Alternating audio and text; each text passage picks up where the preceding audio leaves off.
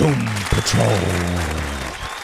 Ladies and gentlemen, Heather B, Tracy DB. Keep the applause going. Last time we had this guy here, when he walked out the room, we damn near hugged each other. We were so happy to have him in the room. He had no idea either. He had no idea. I remember. You know, since then, this man's career, our careers kind of started around the same time. He doesn't even realize this, Heather B. Okay. Dogfight came out in what year? 91. I first started working on radio in 1990. We've been going at it the same amount of time, brother. Did you know that? I was not aware. You didn't know that. You didn't research me? No. He's done so many great movies. DB, run him down the line. Oh, man. Obviously, the Mummy, Rick O'Connell, everybody loves him. I know he gets approached about that all the time. And, you know, he's done voice work. He's been in Looney Tunes. He's been in George of the Jungle. He's been in Journey to the Center of the Earth. I mean, Encino Man, my personal fave, when he plays Link. He's played Link more than once, by the way, whenever he does the cameo in Pauly Shore movies. I don't know. That's like a little fun tidbit fact. Last time he was here, he was promoting The Affair. Now he's in this new DC series. I love it. I watched all the episodes. It's amazing. He plays Cliff Steele, a.k.a. Robot Man. It's available now on DC. Streaming only on DC, available now. Please welcome Brendan Fraser. Hey, Brendan Fraser. Welcome back to the show, bro. Thank you. Well, before we get into that, you know, we'll get into Doom Patrol. Is that all you've been doing lately? Just working, or how you getting spare time outside of the work? Yeah, I've been going back and forth between New York and Atlanta, where it's shot. I've been keeping a pretty low profile, to be honest. I'm kind of a stay-at-home kind of guy. I like spending time with my kids. I have a horse. Ooh. Okay, that's important to know. Things about me, they're kind of pretty ordinary. Yeah, what kind of horse is it? Oh, a massive, like, I guess you could say it's a Percheron is the breed, but it's like it's a war horse, as it would be known. Like, it's the kind that would carry soldiers in suits of armor into battle, and it needs a job, you know, like.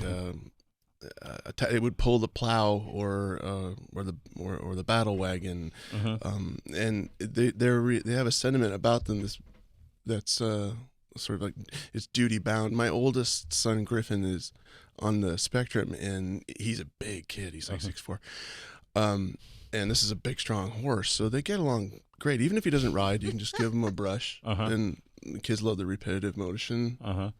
So it works out great for the horse, works out great for him, and I'm to answer your question fairly, I've just kind of been a dad lately. Been a dad, I like that. Listen, there's nothing better on the planet. We've been talking about with Eva Mendes. She did an interview recently with Women's Health magazine, and she was saying she was being honest and said she had lost some of her ambition for her professional life, but she found such a boost of ambition in her personal life at home.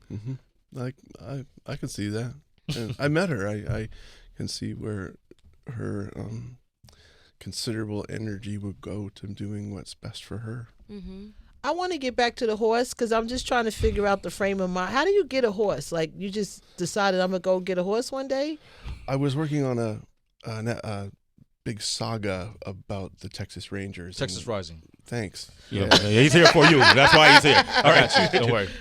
It was shot in central Mexico in Durango. Okay. And, that was the horse that we were all given a horse on the squad of characters, and he was the largest sized one because he carried around the gunpowder and stuff. But when the show was wrapping up, I just honestly couldn't in my heart think, I don't know what's going to happen to this, you know, all these horses. So I had him FedExed home.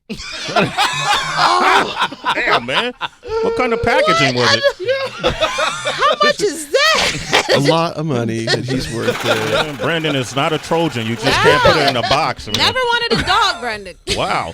Oh, I have a dog too, but yeah. FedEx the horse. It was the safest way to do it.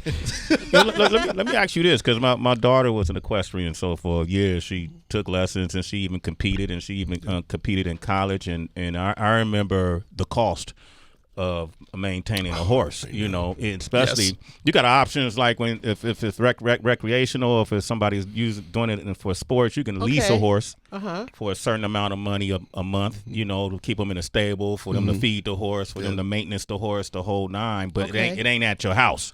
You know, No, it's another child in your life. Yeah. And very often, when I say, "Hey, I got a horse," some people would go, "Oh, I'm so sorry to hear that." Yeah. They take a You're lot of time. Take a lot of time, like here, but you get out what you give. So Yeah. I think it's worth it, and knowing that it makes my kid happy, it makes me feel good too. Let me ask you this: we were talking about kids carrying traits from their parents that you don't understand where it came from. A friend of mine was telling me how his 4-year-old daughter emulates the way he used to act when he was her age, and she does things to her mom or to him that she never saw him do, but she's acting just like he once did, and he believes through the DNA she inherited those that behavior pattern. Do any of your kids do things that surprise you because it's so much of you? I'd really be flattering myself because they're really great kids. I got lucky, and I've seen some of the friends they hang out with, and I think, steer clear of that boy or that girl. But and I'm waiting for the okay, when does it really hit the fan here? But so far, it hasn't. My son's mom is amazing. She, I think, takes a good mother to make a boy into a man, and of course, fathers are integral. Yes, but. And so far as like the similarities you go, I mean, I get some of my best jokes from them. So, and they think I'm a big Waldo, which works out fine. Until I came out with Doom Patrol, now I'm cool again. You're cool again. There you go, Brendan Fraser. Look at that. Bounce back. Let's talk about Doom Patrol.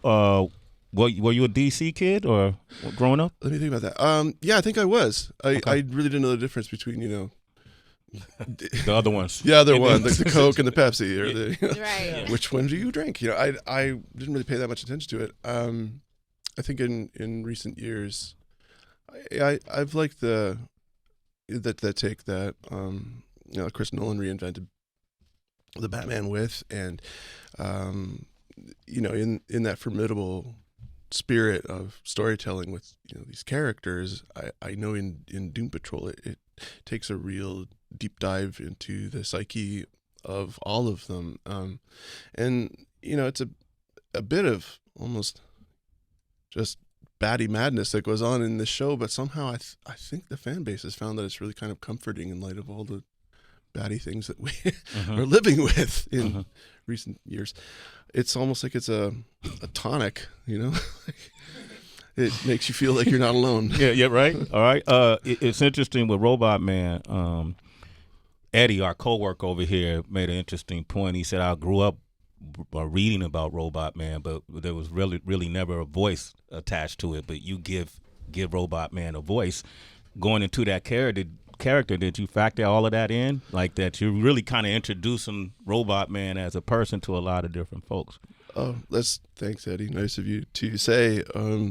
It's a process. The actor in the suit's called Riley Shanahan. Great guy. He and I are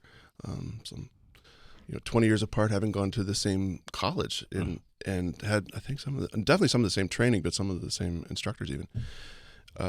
But so we have a shorthand. He needs to wear the big steampunk looking super suit on the day on set. And I provide the voice at first, sitting in the studio like this, giving a read at a script with a scratch track, and everyone can hear that, so they have an idea. But somehow he finds a way to play the character in I think a real faithful way that I know when I watch him that I would like. I wish I could be on set to do that, but he's got such an interesting take on it, and so the voice and the physicality really go hand in hand. Okay. The design of Robot Man is that it's not over affected with CGI or any kind of treatment that puts a filter or wash over what it can and can't do or articulate, because the writing is strong enough, the performances are strong enough that even works right through the mask, and the mask is rather neutral in the way it appears. And then this might sound a little woo-woo, but it's almost as if that performance comes through to an audience, and they in effect do the acting in their mind, even though they're looking at a static image of a robot steel man. It's it's a way of almost collaborating with the audience when it works. Mm-hmm. And I'm in company of Diane Guerrero, who's got 64 separate and distinct Crazy characters. Jane. Yeah. She's wonderful. Yeah. She does 64 personalities, right? So far, she's probably done maybe 20 of them because they haven't all shown up. Okay. There's an episode recently where Cliff goes into a place called the Underground to try and drag her out, or that's actually, you shouldn't try and drag Jane anywhere. She gets really cranky. Yeah. But to get her out and rescue her, he has a real strong paternal instinct for her because he lost his own daughter. You meet a lot of the separate personalities with names like Penny Farthing and there's the nun, the Scarlet Harlot. I could go on and on. And one of her go-to characters is called Hammerhead, who is just pugilistic and there to protect her all the time. And April Bowlby, who's playing Elastigirl, is just wonderful as this Beast Plus movie star who's almost frozen in time, and you'll find out the reason why if you keep watching. Why everyone says, why don't these characters age? Well, just keep watching, because Tim Dalton is the chief who put this band of misfits together who live in relative isolation, and by temperament they're rather anti-hero, so they really need to screw their courage up to go out and accept that the world needs them, although they're shunned by them. And Javon Wade is Cyborg. He's great. He's really fit. He's like a real he's like a brand new, smartphone, and Cliff is like a diesel powered lawnmower, and they, needless to say, they don't get along that well often, but there's like a rare moment of respite when Robot Man learns that the villain, Mr. Nobody, has sent a rat called Admiral Whiskers to invade his brain and mess with him and make him do crazy things. So he has to help him out with like one of those power drills to put him back together. Matt Bomer is a character called Negative Man, who was an ace pilot who encountered some spectral being in the outer limits of gravity, whose body is consumed on the inside by the negative spirit, who's this crackling blue creature of sorts and not necessarily benevolent, who he has to fight for time to be in the body, and because he's radioactive, he's wrapped in these bandages that are. He's also burnt to a crisp. Yeah, he looks like an overdone marshmallow. But real pretty, like kind of purple. I want to ask you because since you provide the voice and Riley is the body, so to say, do you guys ever spend time on set? Because he has to express what you're saying, you know what I'm saying? Like if you say something that's sad, because your backstory is tragic out of everybody on the team, and so you do appear in flashbacks as yourself. But when it's him being Robot Man, does he ever can you call each other and be like, hey, I want to do this? Or like I say, he and I, and this is just pure luck that he and I had the same training, really, so we understand about stage combat and broad comedy and how to sell a moment even though you're wrapped in this prohibitive costume, really, but to understand what it means, just how he can carry his shoulders to indicate that what's happened in the scene without having this rubbery thing that's attached to our heads called a face to do all of the conveying the emotions. He's certainly acting his heart out beneath that mask, but it presses right through. It's a testament to Riley. He's top man. He's a really, really good guy. I'm lucky to have him. I mean, he takes all the hard knocks, and I just laugh and go, looks like it hurt. He's like, yeah, thanks, Brendan. Brendan Fraser is here. We got Demetrius, and we're talking about Doom Patrol. Demetrius on the line from Detroit. What up, D? Hey, DD. D, Big D. Hey, what up, Doe? What up, family? What up, Doe? Oh, I'm doing good. More than all y'all up there. Hey, Brendan, I was watching the show, man, and I had a question. First off, you're hilarious in the show. I think you and Crazy Jane carried the whole thing, because I'm cracking up laughing watching it while I'm out here driving. Well, not while I'm driving, but yeah, that doesn't sound good, man. Yeah, that's dangerous. But Now, with the situation with finding out who has your daughter and everything, is he ever going to get his daughter back? And how do you think that's going to work out between the three of y'all, being that you're kind of like stepdad to old Crazy Jane there? You sound like an optimistic guy. I think you should hang on to that because I can promise you that all will be explained by the final episode. But you can see that he's met his daughter in sort of flashback and sort of surreal moments that it borrows from. So he will have a relationship. But it's interesting that he and Jane are so close. Jane's always been so angry because of the very dark past that she has of abuse, to be straightforward. And Cliff is the first guy who came along in her world who's a man who gave her hope. So I hope that answers your question and keep those hands at 10 and 2. Well, okay. Yeah. All right, Demetrius, you're a citizen, bro. Bye. Brendan, I'm happy that you're here and we get to speak about this series because it reminded me, I remember reading in GQ when you did an interview and you were questioning if you had been blackballed from the industry after you had revealed about your assault at the hands of that Hollywood exec. Do you think that you were blackballed in the aftermath of that? I don't know if that's the term that I would use, but I know that I felt that there's a time in anyone's career when the phone stops ringing, and I don't think that the HFPA really wielded that much power. This was not an executive. This was a former president of that organization, which is essentially journalists. I'm hopeful that we can make even more progress than we have done already, which is a good start. And so far as speaking up, if and when this happens to people, and if I would never know it. But in a career, we all take turns, you know, and and I also think that things, you know, they seem to happen for a reason. And I know that in the very busy time I had in the early 90s, I reached a point where I wanted to get off the merry-go-round and I wanted to, stop the music and have kids and a family and that kind of thing. And so it kind of worked out that I reprioritized things for me. I'm doing absolutely just fine. And I feel like it's a new day, so I feel good about that. Thanks for asking. I'm here for it. Brendan Fraser, ladies and gentlemen, Doom Patrol. It is a new day, man, and we actually have a new game for you, Brendan. Can't wait. And it's called Keep It Real. Here it is. Here on this show, we like when our guests are honest and upfront. So we came up with a few questions, and all we ask is that you keep it real.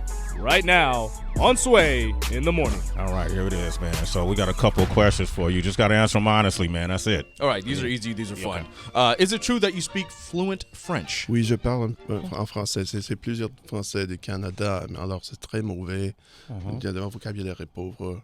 Mais quand je parle français en Paris, tu les gares et ils font comme arrête. I'll speak English instead. Just stop butchering my language. Okay. So you have a parent that was from Canadian that speaks French? No, we did. My parents don't speak French. They don't speak French. They speak it like a Canadian does, which is with a mallet and a piece of bacon in one. Okay. Well, comment allez-vous? Yeah, close enough. Comment allez-vous? Aujourd'hui, je m'appelle Sway. Brendan.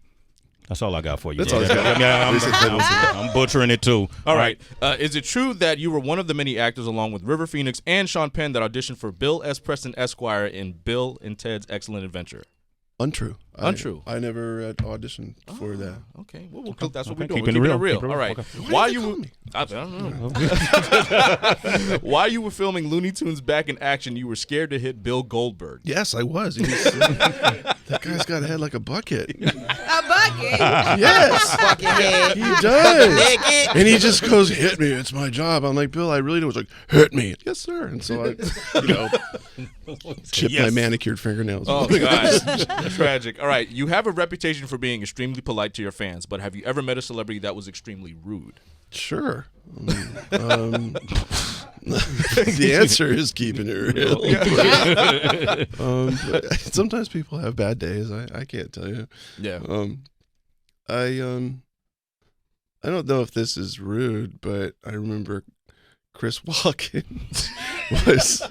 we were at a junket and we were signing posters or one sheets, and there was like a stack of 100 of them, and I'd been like doing my job and like slaving away, sign, and I just remember Chris saying, "I'm not signing all those. I'm an asshole."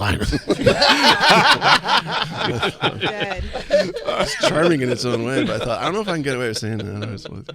Well, there it is. Funny. Keeping it real. Brendan Fraser, man. Give him a big round of applause. Once again, you can catch Doom Patrol. Yeah, Doom Patrol is streaming now on DC Universe, only on DC Universe. Sign up now, get it, watch it. You're going to love it. Robot Man, Cliff Steele, Brendan Fraser. Man, good to have you back Thank on the you, show, Steve. man. Anytime you here, bro, come stop by and see us, okay? Thank you. All right. A lot of love in this room. I Absolutely. appreciate it. No, So much. every Good. time, brother. Glad Every you feel time. it.